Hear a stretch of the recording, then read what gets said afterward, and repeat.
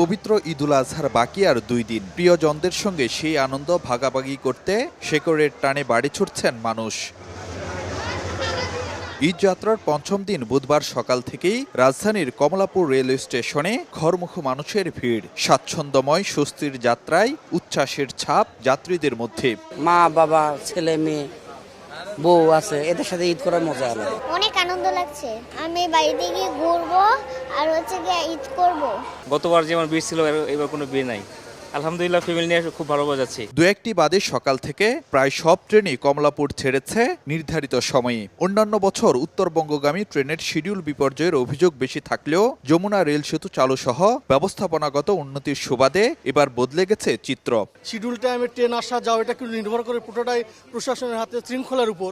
এই শৃঙ্খলাটা সকল জায়গায় ফিরে এসছে, তার ছোঁয়াও লেগেছে রেলওয়েতে। টিকিট আছে, বগিতে অনেক সময় ঢোকা যায় না, আর এখন যে নিয়মটা করছে এই নিয়মটা পারফেক্ট নিয়মটা।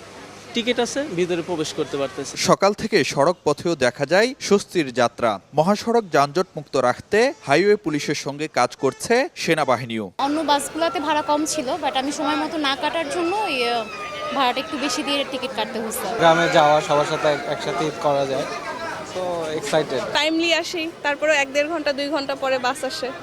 বাচ্চা নিয়ে ভোগান্তি না এটা। তবে অভিযোগ আছে কিছু কিছু বাসে বাড়তি ভাড়া নেয়ার, যদিও তা মানতে নারাজ পরিবহন মালিকরা। রাস্তা খুব একটা বেশি চাপ নাই, দুপুরে পর ছুটি তো দুপুর থেকে হয়তো একটু ভাড়া বেশি না, ভাড়া সীমিত তাই 550 বগুড়া ভাড়া 550। সদরঘাট লঞ্চ টার্মিনালে ভিড় বাড়ছে দক্ষিণবঙ্গগামী যাত্রীদের।